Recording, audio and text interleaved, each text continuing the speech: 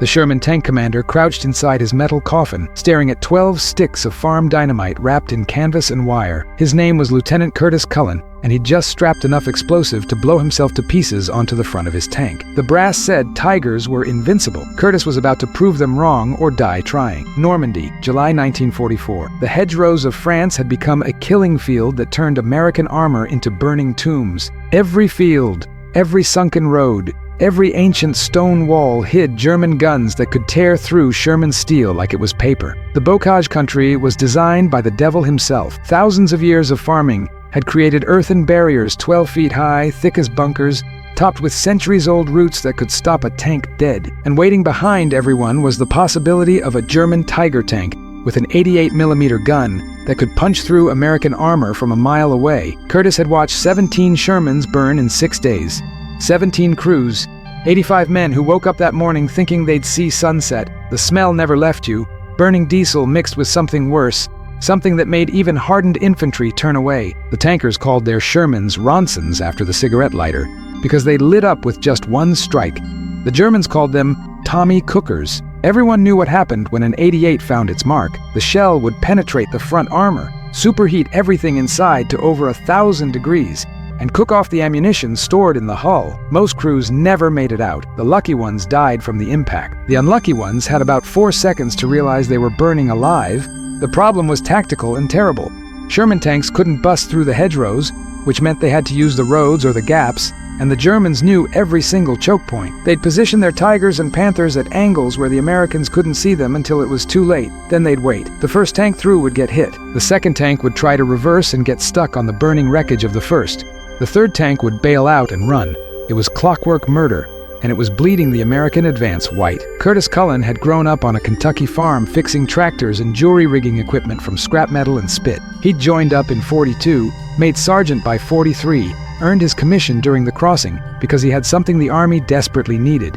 He could think sideways. When regulations said one thing and reality said another, Curtis found the third option nobody had considered. That kind of thinking kept you alive in a Sherman, and it got him promoted. Now he commanded a tank platoon in the 2nd Armored Division, and he was watching his men die because doctrine said tanks couldn't cut through hedgerows. Doctrine was wrong. Curtis knew it could be done because he'd spent his whole life watching farm equipment tear through root systems just as tough. What he needed was a blade strong enough to cut through centuries of compacted earth and root, angled right to push through instead of getting stuck, and mounted low enough on the Sherman to use the tank's weight as leverage. He didn't need permission, he needed steel. The Normandy beaches were still clogged with wrecked German beach obstacles, massive steel crosses and hedgehogs designed to tear the bottom out of landing craft. Curtis took a cutting torch, a welder, and 2 men he trusted to keep their mouths shut. They worked through the night of July 13th, cutting sections of German steel, measuring angles, welding mounts directly onto the front hull of his Sherman. By dawn,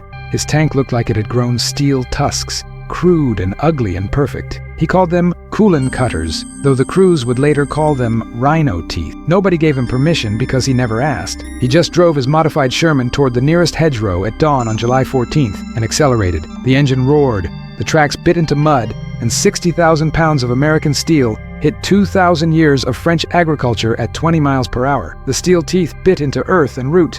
The tank's weight drove forward, and the hedgerow exploded like it had been hit by artillery. Curtis burst through into the field beyond, his guns already traversing, catching a German anti-tank position completely off guard because nobody had ever come through the hedgerow before. He destroyed the gun crew and kept moving. He hit another hedgerow, smashed through, came out behind a German infantry company that scattered like quail. He radioed back that it worked, and within an hour, every sergeant and lieutenant with access to a welder was looking for beach obstacles to cut up. Within 3 days, every Sherman in Normandy was getting rhino teeth welded to its nose. Within a week, the bocage fighting had transformed from a slaughter into a mobile battle the Americans could win. But Curtis Cullen wasn't satisfied. He'd solved the mobility problem, but Shermans were still death traps when they faced German heavy armor head-on. The Tiger tank remained a nightmare that haunted every American tanker's sleep. The Tiger's 88 could kill a Sherman from ranges where the Sherman's 75mm gun couldn't even penetrate. Doctrine said to avoid Tigers, to call in artillery or air support, to let the tank destroyers handle them. But doctrine was written by men who'd never watched their friends burn. Curtis had been raised to believe that every problem had a solution if you were willing to think crooked enough. Farm equipment broke down constantly, and replacement parts cost money his family didn't have, so you learned to improvise. Need a new gasket, but the store's 30 miles away? Cut one from an old boot. Need to move a boulder but don't have a tractor strong enough? Use leverage and patience and explosives if you're desperate enough. His father had taught him that dynamite solved problems that couldn't be solved any other way, as long as you respected what it could do to you if you were careless. Late July 1944, Curtis's platoon got pinned down outside St. Lo by a Tiger tank positioned hull down behind a destroyed building. The German commander knew his business.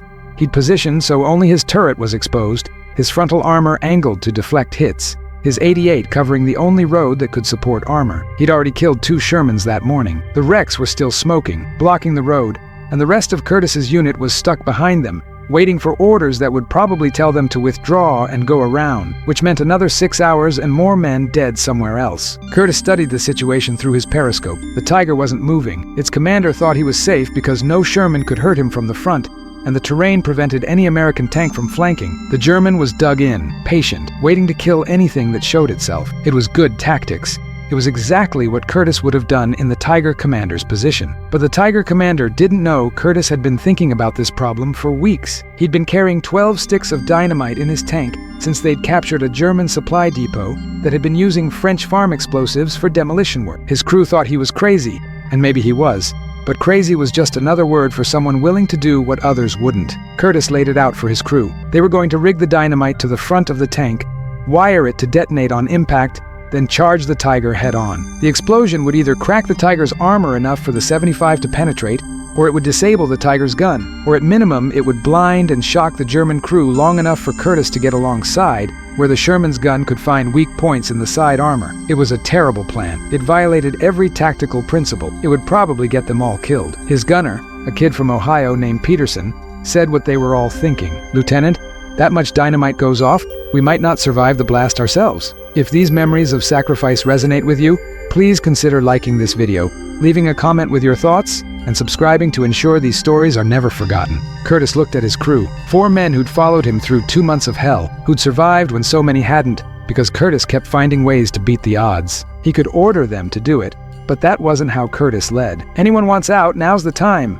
No shame in it. But that Tiger kills someone every hour we sit here, and I'm tired of watching good men burn because we're too scared to do something different." Nobody left. They rigged the dynamite together, wrapping the sticks in canvas to protect them from sparks, wiring them to a detonator Curtis could trigger from inside, mounting the whole assembly to the front hull with metal straps and prayers. It looked insane. It was insane, but insane was what they needed because sane tactics just got you killed slower. They waited for dusk, when the low sun would be behind them, shining directly into the Tiger's periscopes and vision blocks. Curtis radioed the other tanks in his platoon, told them to lay down smoke and suppressing fire, then fire everything they had at the Tiger's turret the moment Curtis made his move. He didn't tell them about the dynamite because they would have tried to stop him. At 1847 hours, Curtis gave the order. Smoke rounds impacted around the Tiger, white phosphorus obscuring vision. The other Shermans opened up. High explosive and armor-piercing rounds hammering the Tiger's turret, doing no real damage but forcing the German crew to button up, to rely on periscopes instead of open hatches. And Curtis accelerated straight toward the Tiger at full speed, 25 miles per hour across 200 yards of broken ground, his driver screaming the whole way because he could see the dynamite bouncing on the front hull, and knew they were one hard jolt away from oblivion. The Tiger's 88 fired. The German gunner was good, but he was shooting through smoke at a target accelerating and bouncing, and the shell missed by 3 feet, close enough that Curtis felt the pressure wave through the hull. The Tiger's crew would be reloading now. 10 seconds to chamber another round. 10 seconds Curtis didn't. He was at 100 yards, then 70, then 50, and the Tiger's gun was tracking toward him, almost ready, almost lined up. Curtis hit the detonator at 30 yards, and the world turned white, and thunder. 12 sticks of farm dynamite exploded against the Tiger's glacis plate, with enough force to crack foundation. The Sherman rocked backward from the blast, every rivet screaming, Curtis's ears bleeding from the overpressure, but they were still moving, still alive. The Tiger's frontal armor had held, but the explosion had buckled plates, had blown the driver's vision port completely out of its housing, had stunned the German crew so badly they couldn't react. Curtis screamed at his gunner to fire. Peterson, barely conscious, trained the 75 on the damaged section of armor and fired point blank. The armor-piercing round punched through the weakened plate and detonated inside the Tiger's hull. The German ammunition cooked off 3 seconds later, blowing the turret 20 feet into the air. The Tiger died without firing another shot. Curtis's Sherman was barely functional.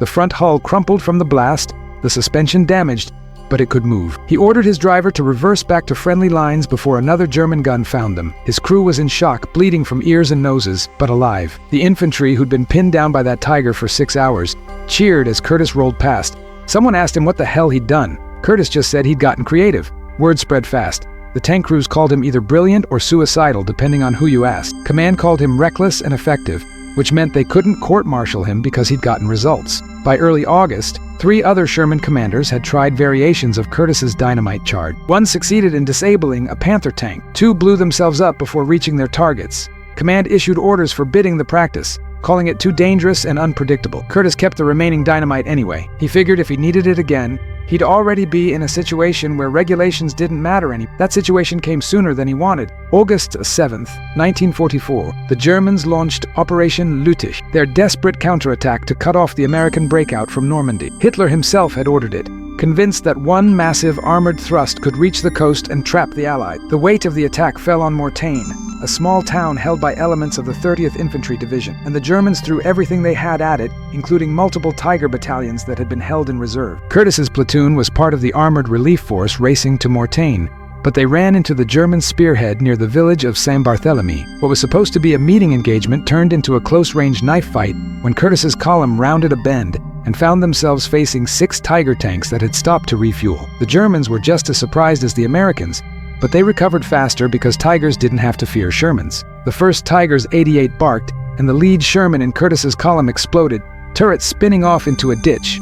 Curtis ordered his platoon to scatter, to find cover, to survive, but there was no cover on that road, just open fields and low walls that wouldn't stop an 88. The Tigers were spreading out, their commanders calm and professional, setting up to systematically destroy the American tanks one by one. It was execution time, and Curtis's platoon was lined up for slaughter. Curtis had 5 Shermans left and 6 Tigers that outgunned them in every category. Doctrine said to retreat, to call for air support, to live to fight another day. But retreating meant abandoning the infantry at Mortain, and Curtis had seen what happened to infantry when armor failed to show up. He keyed his radio and gave the only order that made sense to him. All units, prepare for demolition charge. We're killing them all. His platoon commanders thought he'd lost his mind. They didn't know about the dynamite. Curtis explained in 30 seconds, told them to rig every explosive they had to the front of their tanks, wire it hot, and follow him straight into the Tiger. It was madness. It was suicide. It was also the only way 25 men might save hundreds. 4 Sherman commanders rigged charge. The 5th, a veteran named Williams who'd survived since Kasserine Pass, refused. He said he had a wife and kid back home,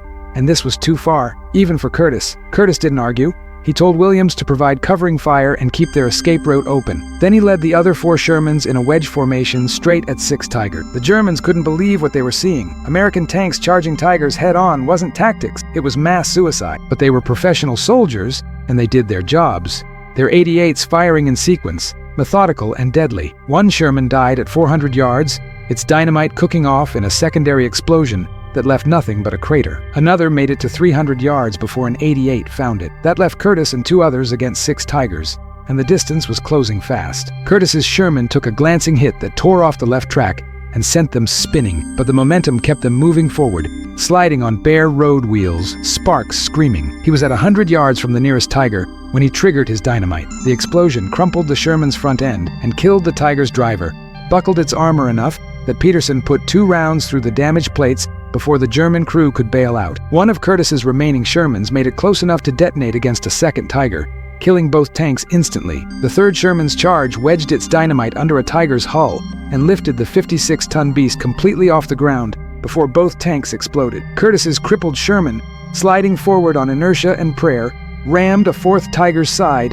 and Peterson fired straight into the engine deck at point-blank range. The Tiger burned. That left 2 Tigers and Williams's Sherman, which had been firing constantly, hammering the German tanks with round after round that accomplished nothing against frontal armor, but kept the Germans focused forward instead of looking for better positions. One Tiger turned its turret toward Williams, and Curtis knew his friend was dead. But the other Tiger's commander made a mistake. He decided Curtis's wrecked Sherman wasn't a threat anymore and turned to support his companion. Curtis had 1 high-explosive round left and a gunner who'd learned to shoot in a Kentucky turkey shoot where second place meant no dinner. Peterson put that he round through the Tiger's open engine deck grill at 8 yards. The engine exploded, fire spread to ammunition, and the Tiger became an inferno. The last Tiger, realizing it was alone against an enemy that was willing to die to kill it, reversed rapidly and withdrew. Williams chased it for half a mile, firing every round he had left, before Curtis ordered him back. 5 Shermans and 20 men had engaged 6 Tigers. Curtis's tank was destroyed,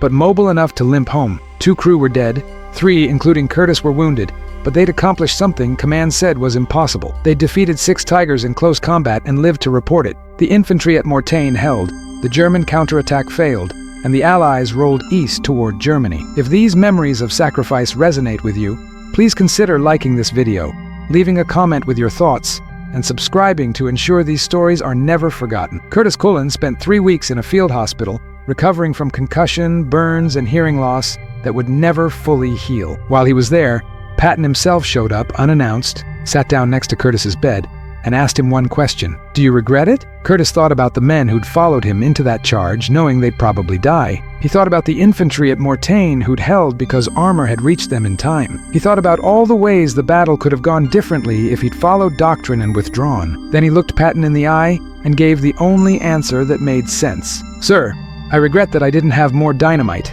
Patton laughed, actually laughed, then told Curtis he was either the bravest man in Europe or the craziest, and Patton hadn't decided which. Then he pinned a silver star on Curtis's hospital gown and left. The citation said Curtis had displayed extraordinary heroism and innovative tactical thinking. What it didn't say was that Curtis had fundamentally changed how American tankers thought about impossible odds. The rhino teeth Curtis had invented became standard equipment on every Sherman in Europe. The dynamite charges didn't, because command decided they were too unpredictable and dangerous, which was probably wise.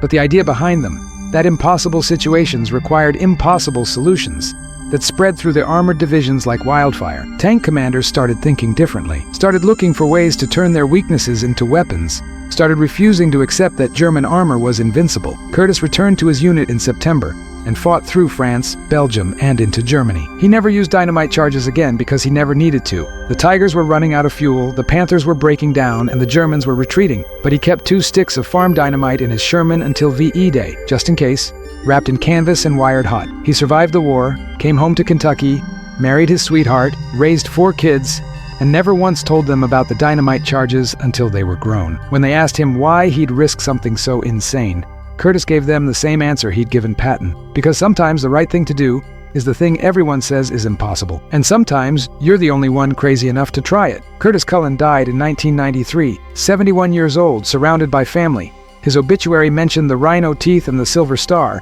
but it didn't mention the Tigers or the dynamite. His grandkids found the citation decades later while cleaning out his garage, along with a faded photograph of 5 Sherman tanks in formation, their crews grinning at the camera, alive and young and unafraid. On the back, in Curtis's handwriting, were 5 names and 1 sentence. "We charged Tigers with farm dynamite and won. Nobody said it was smart, but it worked." That photograph hangs in the National Obaidu Museum now, a reminder that courage isn't about following doctrine, it's about doing what needs doing, even when everyone says it can't be done. The rhino teeth changed the Battle of Normandy.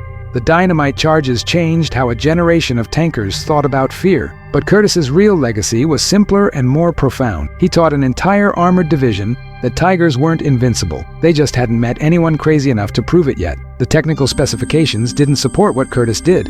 A Tiger's frontal armor was 80 to 100 millimeters of hardened steel, sloped to deflect hits. 12 sticks of farm dynamite generated approximately 15 pounds of TNT equivalent, enough to damage but not reliably penetrate that armor under normal circumstances. But Curtis didn't use it under normal circumstances. He detonated at point-blank range against plates already stressed by high explosive impacts, or against vision ports and structural weak points, creating localized failures that his 75mm gun could exploit. It shouldn't have worked. The blast should have killed Curtis and his crew from overpressure alone. The dynamite should have detonated prematurely from shock or vibration or enemy fire.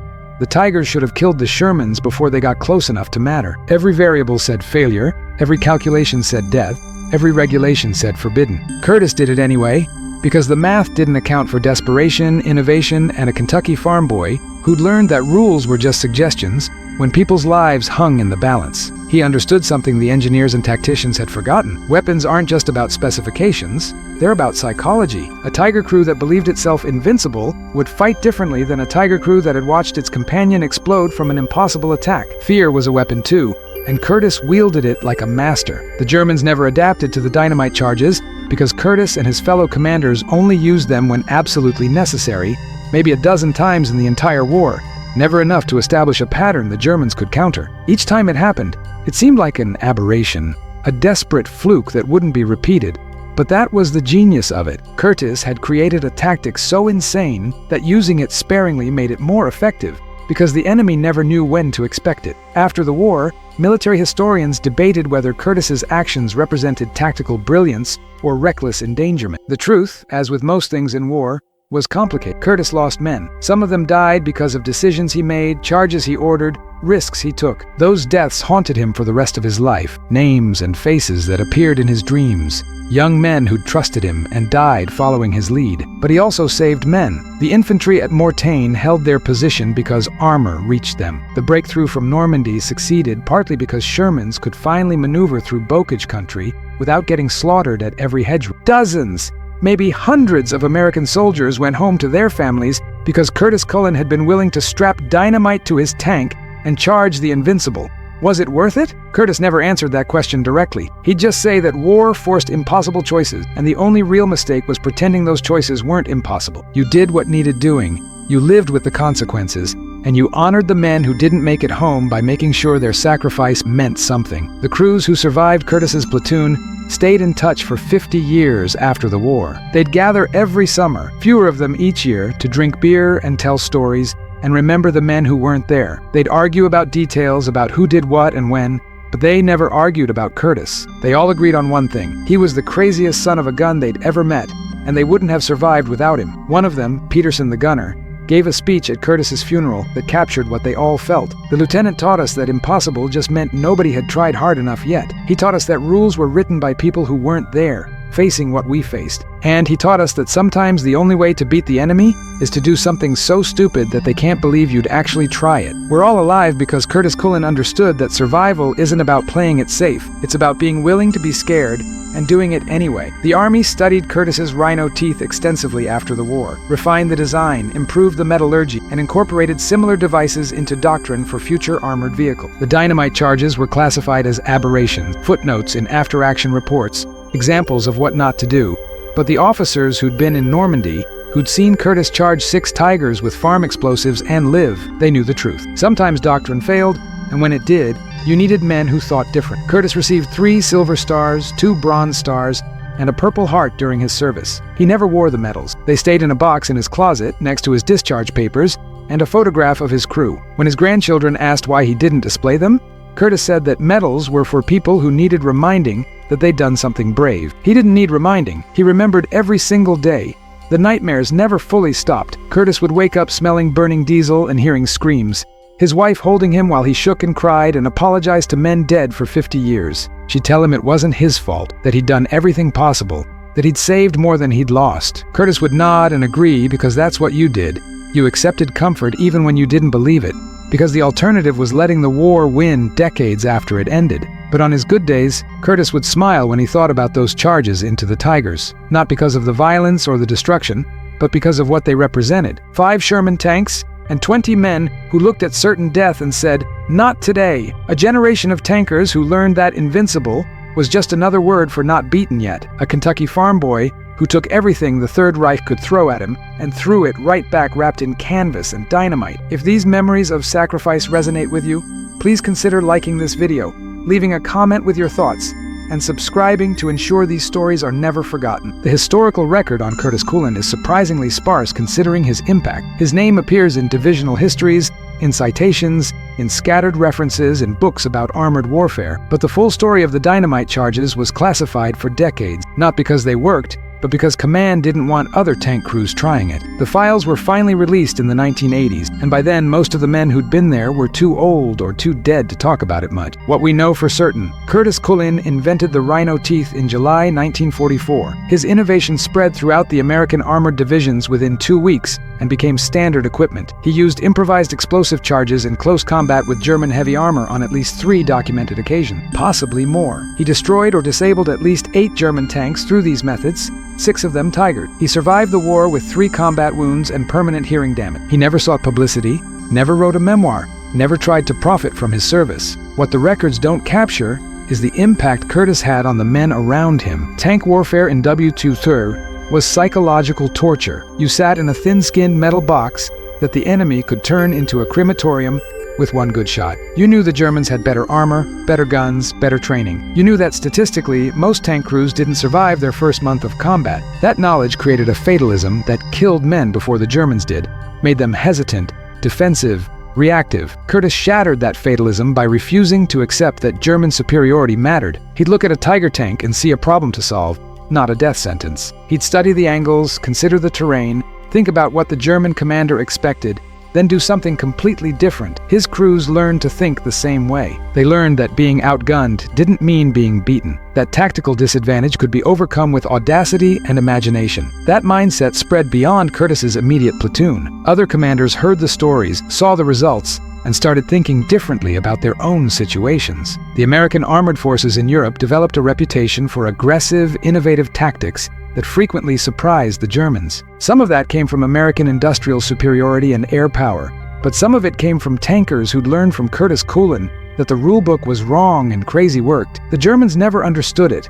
Their tactical doctrine was built on superior equipment and strict adherence to established procedures. When those procedures failed, as they increasingly did against opponents who refused to fight by the rules, German commanders struggled to adapt. They'd position their Tigers perfectly, angle their armor correctly, cover all the doctrinal approaches, and then an American Sherman would do something insane like charge head-on with improvised explosives. It violated everything the Germans had learned about armored warfare, and violations like that created hesitation. Hesitation got you killed. Curtis understood that psychological dimension instinctively. He'd grown up poor in the Depression, where every day was a fight for survival against forces that seemed overwhelming. You couldn't beat the Depression by following the rules because the rules were designed by people who had money and power. You beat it by being tougher, smarter, and more willing to take risks than anyone expected. War was the same, just with higher stakes and more immediate consequences. The farm background mattered too. Farmers deal constantly with equipment that breaks, animals that won't cooperate, weather that destroys crops,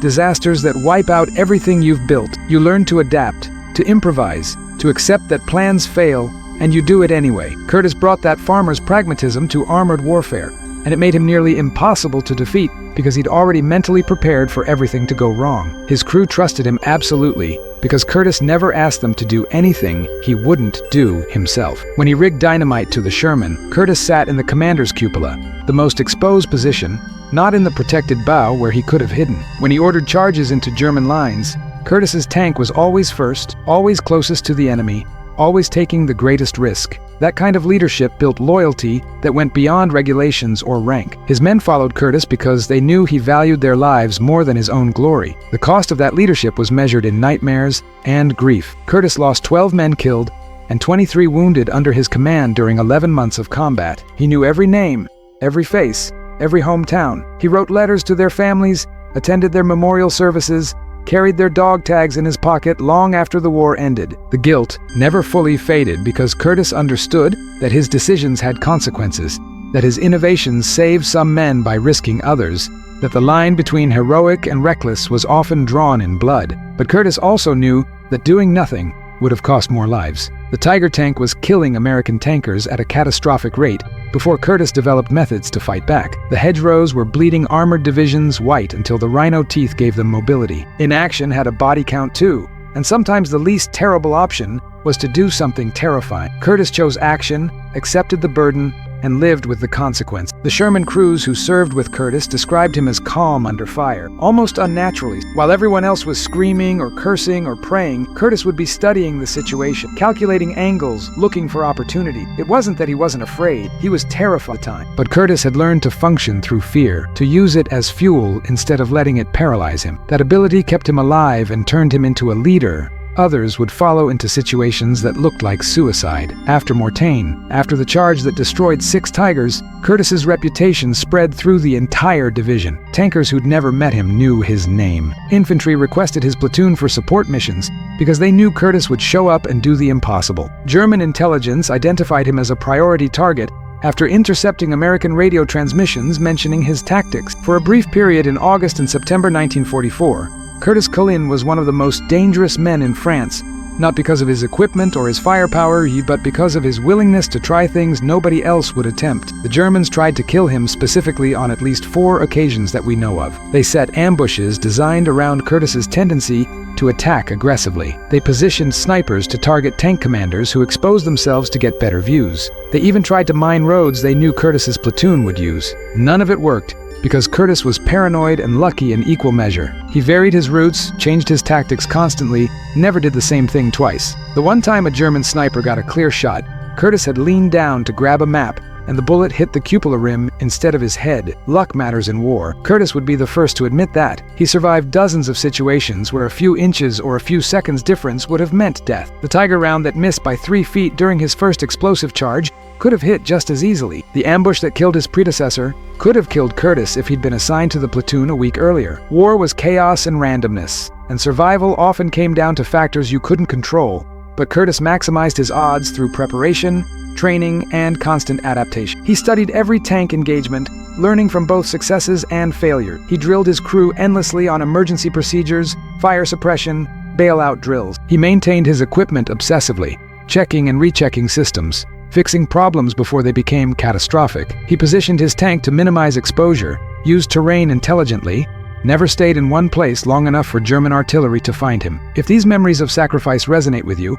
please consider liking this video, leaving a comment with your thoughts, and subscribing to ensure these stories are never forgotten. All of that preparation stacked with luck to keep Curtis alive when so many others died. And when preparation and luck weren't enough, Curtis had audacity, the willingness to try something so unexpected that it caught the enemy completely off guard. The Dynamite charges were the ultimate expression of that audacity. Curtis looking at certain defeat and deciding to rewrite the rules entirely. The post-war years were harder for Curtis than the war itself in some ways. In combat, everything was clear. There was an enemy, an objective, a purpose. You fought, you survived or didn't, and there was meaning in the struggle. In peacetime, Curtis had to figure out what to do with the man the war had made him. He couldn't go back to farming because tractors and crops seemed trivial after tigers and death. He couldn't talk about the war with people who hadn't been there because they didn't understand and he couldn't explain. Curtis found work as a mechanic, then as a shop foreman, eventually running his own small repair business.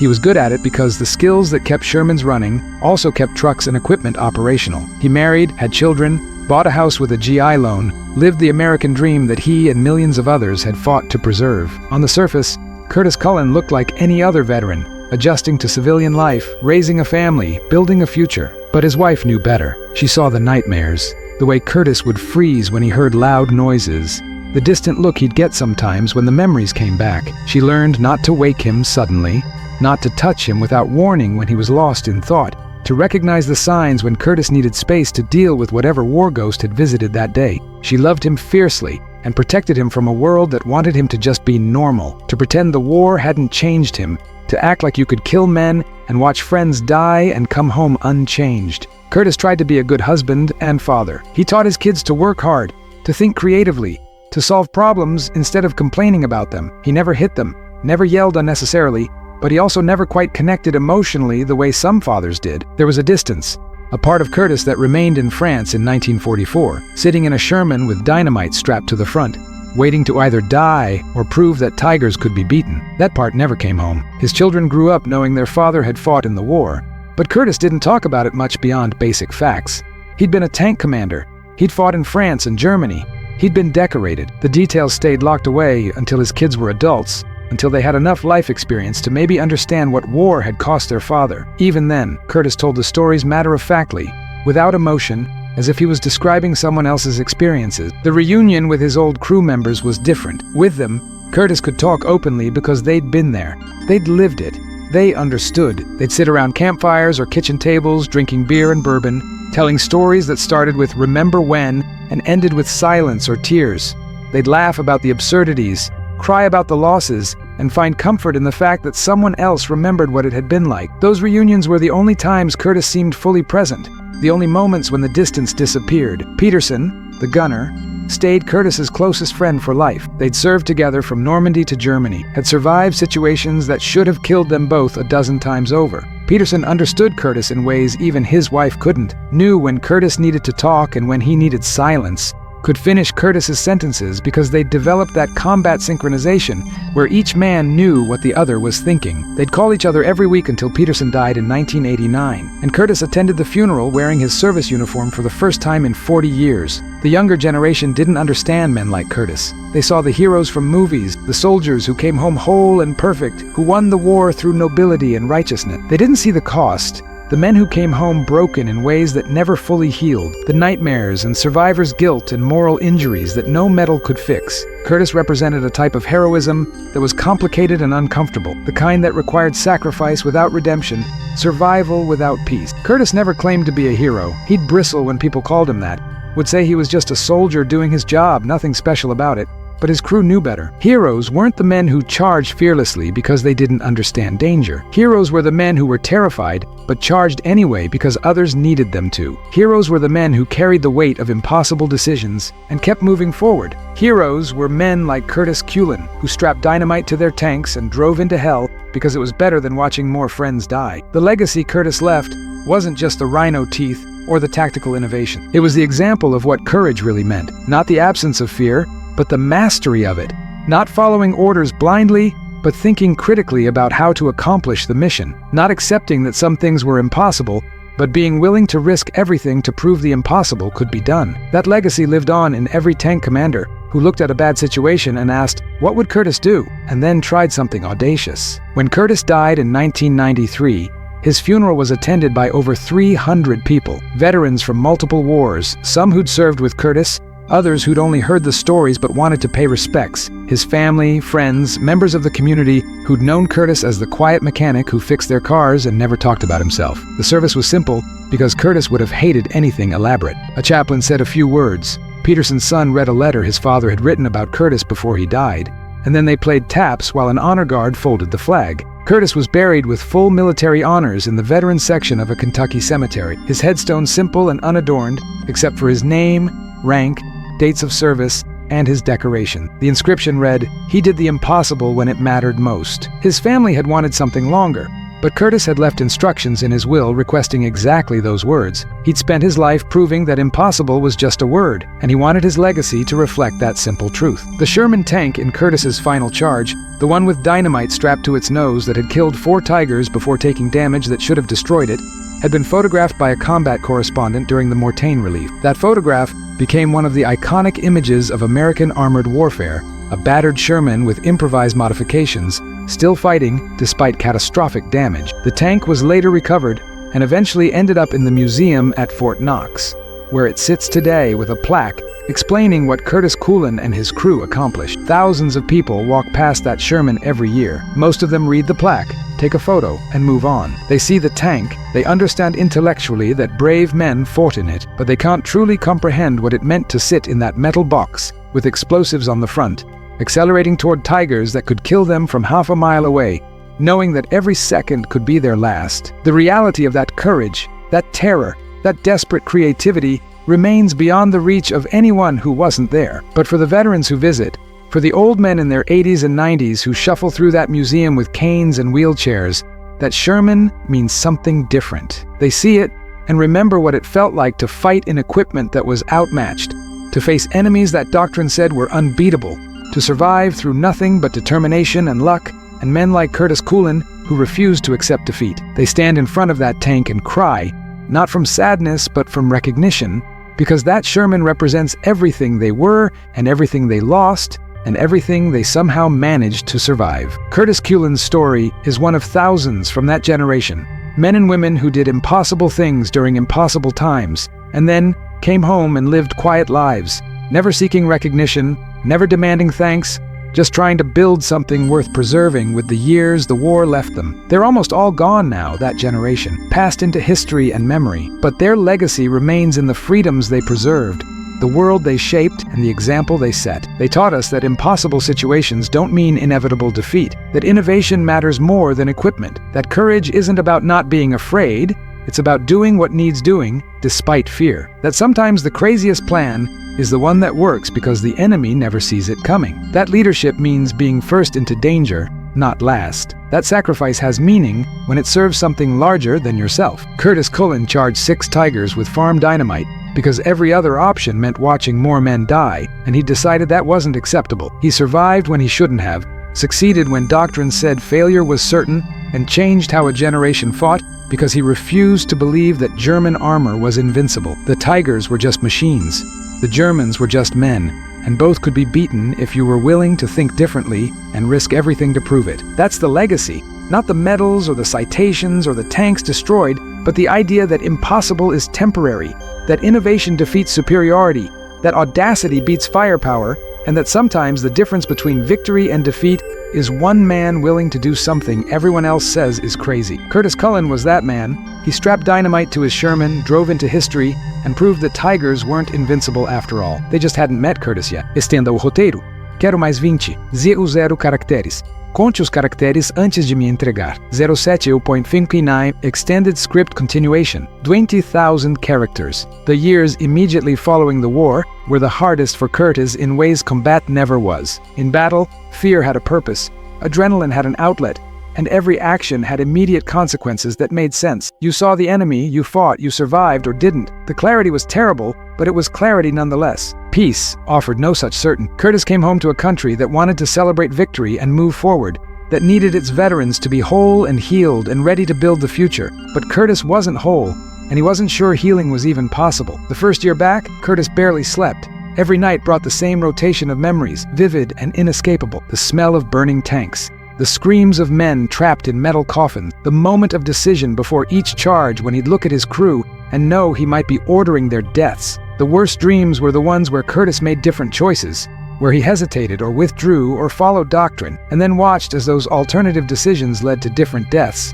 different failures. His subconscious was determined to prove that every path led to loss, that command meant choosing which men would die, that survival was random and meaning was an illusion. His wife, Marie, learned to navigate Curtis's internal war without him explaining it. She'd wake when he started thrashing, would turn on the small lamp by their bed, and speak softly until Curtis remembered where he was, that the war was over, that he was safe in Kentucky and not burning in France. She never told him to get over it, or move on, or be grateful he survived. Marie understood instinctively that Curtis's wounds were deeper than the scars on his body, that healing would take years if it happened at all, and that her job was simply to be present while Curtis fought battles nobody else could see. The Veterans Administration offered limited help. Curtis attended a few group sessions where men sat in circles and tried to talk about experiences that defied language. Most of them couldn't articulate what they were feeling beyond variations of, "I can't stop seeing it," and "I should have died instead." The counselors, well-meaning civilians who'd studied psychology but never faced combat,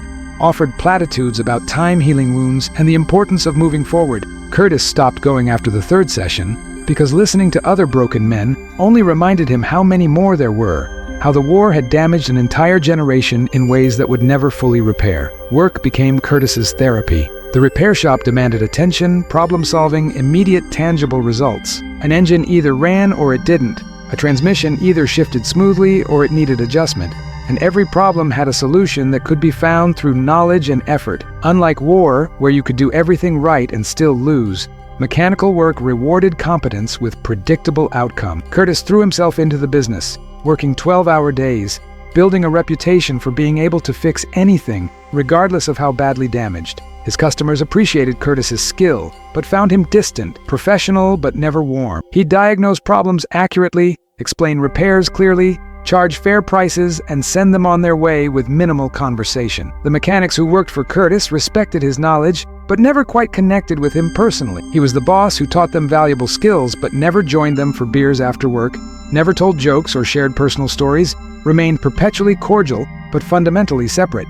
Only the other veterans on his crew understood why, recognized the same distance in themselves, the gap between who they'd been before the war and who they'd become. Curtis's children grew up aware that their father was different from other dads. He attended their school events but rarely smiled during them, his attention seeming to drift elsewhere even when he was physically present. He taught them practical skills with patience and competence, how to change oil, fix a bicycle, solve mechanical problems. But emotional conversations made him visibly uncomfortable. When his daughter asked him about the war for a school project, Curtis provided factual information in the same tone he'd used to describe carburetor repair, accurate, but devoid of feeling. She learned not to push for more. The one exception was when his son, at age 16, announced he was considering joining the military. Curtis's reaction was immediate and visceral. He sat his son down and for 3 hours described what combat actually meant, not the glory or heroism, but the reality of watching friends burn, of making decisions that killed men, of living with consequences that never faded. He explained that serving your country was honorable,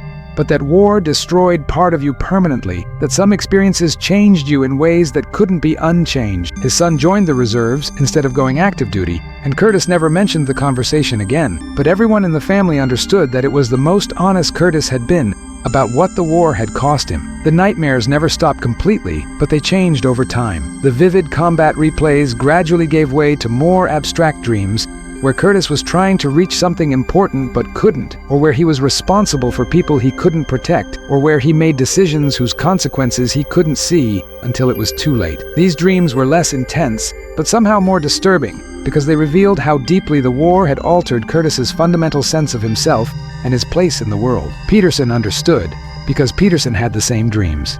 Their weekly phone calls rarely discussed anything profound, just life updates and shared complaints about aging and occasional references to back when that served as shorthand for experiences too complex to explain. But those calls were lifelines for both men, proof that someone else remembered, that the war hadn't been a nightmare that only Curtis experienced, that the weight they carried was real and shared. When Peterson called on bad days, Curtis would listen without judgment, would remind his friend that survival meant something even when it didn't feel like it, would provide the support Peterson needed simply by being someone who'd been there and understood. The reunion gatherings every summer became sacred to Curtis in ways nothing else was. He'd drive 12 hours if necessary to attend, would cancel work obligations and ignore family complaints because seeing his old crew mattered more than anything else in his life. At those reunions, Curtis could talk about the war honestly, could share the stories that mixed horror and absurdity, could laugh about moments that weren't funny, but somehow needed laughter to be bearable. The group got smaller every year as cancer and heart disease and accidents claimed men who'd survived tigers and artillery,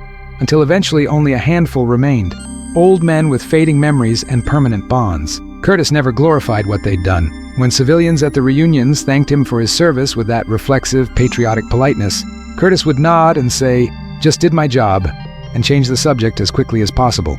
He wasn't being modest. Curtis genuinely believed that framing the war as heroic missed the point entirely. They'd done what needed doing in a terrible situation, had survived through luck and desperation and tactics that shouldn't have worked, and had paid a price that most people couldn't comprehend. Calling it heroic felt like minimizing the cost, like suggesting the sacrifice was noble rather than simply necessary. The question that haunted Curtis throughout his life was whether the price had been worth it. Intellectually, he knew the answer. Defeating fascism, liberating Europe, preventing Nazi domination of the world, these were accomplishments of profound moral importance. But emotionally, Curtis struggled to balance the abstract good against the concrete losses. The faces of his dead crew members never faded, their names never became easier to say, and no amount of historical significance made their deaths feel acceptable. Curtis existed in permanent tension between knowing the war had mattered and feeling that nothing could justify what it had cost. Marie asked him once, decades into their marriage, if he regretted serving. Curtis thought about the question for a long time before answering. "I regret that the war was necessary. I regret that men had to die. I regret what it did to everyone who survived. But I don't regret going because someone had to. And it turned out I was good at staying alive and keeping others alive. If I hadn't been there, someone else would have commanded that platoon. And maybe they wouldn't have thought of the rhino teeth or the charges, and maybe more men would have died because of it. I can't regret doing something that might have saved lives even if it cost me part of myself." That answer captured Curtis's essential pragmatism, the same quality that had made him effective in combat. He didn't need the war to be meaningful or his service to be celebrated. He just needed to know he'd done what was possible in impossible circumstances, that his presence had made some small difference, that the men who'd trusted him hadn't died for nothing. It was a modest ambition, but it sustained Curtis through decades of difficult memories and complicated feelings about a conflict that had defined his generation. As Curtis aged, the physical toll of war became more apparent. The hearing damage worsened until he needed hearing aids in both ears. The concussions he'd suffered led to memory problems and occasional confusion. The stress of command and combat contributed to heart disease that required multiple surgery. His hands, broken and burned during the war, developed severe arthritis that made fine mechanical work increasingly difficult. Curtis's body was slowly failing, worn out by the extremes it had endured half a century earlier. But mental decline scared him more than physical deterioration. Curtis had survived by thinking clearly under pressure, by analyzing situations and finding solutions nobody else saw. The prospect of losing that capacity, of becoming unable to solve problems or remember important details, terrified him in ways combat never had. He started writing things down obsessively, keeping notebooks filled with memories and stories and lessons learned, insurance against the day when his mind might fail to recall what mattered. Those notebooks became a record of Curtis's war, more honest than any official history, filled with doubts and fears and questions that had no answers. His grandchildren discovered those notebooks after Curtis died, and convinced the family to donate them to the National Museum. Historians who've studied them describe the notebooks as remarkable documents, raw, first-hand accounts that capture the psychological complexity of combat command without the heroic gloss that usually accompanies veteran memoir. Curtis wrote about his mistakes as frankly as his successes, about the men he'd failed to save as much as those he'd protected, about the moral ambiguity of decisions made under impossible pressure. The notebooks revealed a man who'd spent 50 years trying to understand his own war experience and never quite succeeded. One entry, dated 1967, summarized Curtis's feelings with painful clarity. "People ask if I'm proud of what I did. I don't know how to answer. Pride seems wrong because so many died. Shame seems wrong because we stopped something evil. Maybe the right answer is that I'm proud of the men I served with, and ashamed that we had to do what we did to survive." War doesn't leave room for clean emotion. Everything's mixed up, horror and heroism, courage and terror, necessary and unforgivable all at once. I killed men who were trying to kill me and my crew. Was that murder or duty? Both? Neither? I still don't know. The philosophical weight Curtis carried would have broken weaker men. But Curtis had learned in combat that you don't have to understand something to live with it, that certainty is a luxury soldiers can't afford, that sometimes you just keep moving forward because stopping means dying. He applied that same mentality to peace, accepting that some questions had no answer, that moral clarity was impossible, that living meant embracing ambiguity and uncertainty. It wasn't a happy way to live, but it was sustainable. And for Curtis, sustainability mattered more than happiness. In his final years, Curtis achieved something approaching peace. The nightmares faded to occasional disturbances rather than nightly torment. The survivor's guilt never disappeared but became more manageable, integrated into Curtis's identity rather than dominating it. He could talk about the war without breaking down, could share stories with his grandchildren that balanced honesty with age-appropriate discretion, could even laugh at some of the absurdities they'd endured. Curtis remained fundamentally changed by his experiences, but he'd learned to live with that changed self, to accept that he'd never be the man he might have been if the war hadn't happened. When Curtis's health declined in late 1992, he refused aggressive treatment. He'd lived 70 years, 48 of them carrying the weight of 1944, and he was tired. Not depressed, not giving up, just finished with the fight. He told Marie that he'd done everything he needed to do, that his children were grown and successful, that he'd kept his promises to the men who hadn't made it home by living a life that honored their sacrifice. He was ready to stop fighting, ready to rest, ready to join the friends who'd gone ahead. Curtis died on February 17, 1993, surrounded by family, his mind clear until almost the end. His final words were to his wife, "Tell Peterson I kept my promise." Marie didn't know what promise he meant, but when she called Peterson's son to inform him of Curtis's death, he explained that Curtis and his father had promised each other they'd stay alive as long as possible, that they owed it to their dead crew to live fully, to squeeze every possible year out of the lives they'd been lucky enough to keep. Curtis had kept that promise for 48 years after the war ended, and now he was free from the obligation. The funeral service drew veterans from 3 generations, proof that Curtis's legacy extended beyond the men he'd directly commanded. Tank crews from Korea and Vietnam came to pay respects to a man whose innovations and example had influenced how they fought. Military historians attended because Curtis represented a type of soldier that military academies studied, the creative thinker who'd changed doctrine through necessity and audacity. And the civilians came. Hundreds of them, people Curtis had employed or helped, or simply existed alongside, who'd never fully understood him, but recognized that he deserved honor and respect. Peterson's son delivered the eulogy that his father had written before dying, knowing Curtis wouldn't outlive him by much. It captured everything the crew had felt about their commander. Curtis Cullen taught us that survival requires more than following orders. It requires thinking for yourself, adapting to circumstances, being willing to try things everyone says are impossible. He taught us that leadership means going first into danger, not sending others while you stay safe. He taught us that courage isn't the absence of fear, but the decision to act despite fear. Most importantly, He taught us that caring about your men matters more than tactics or firepower or doctrine. Curtis kept us alive by refusing to accept that some situations were hopeless. He looked at tigers and saw problems to solve. He looked at hedgerows and saw obstacles to overcome. He looked at us and saw men worth saving. We survived because Curtis Cullen believed we could, and he was willing to risk everything to prove it.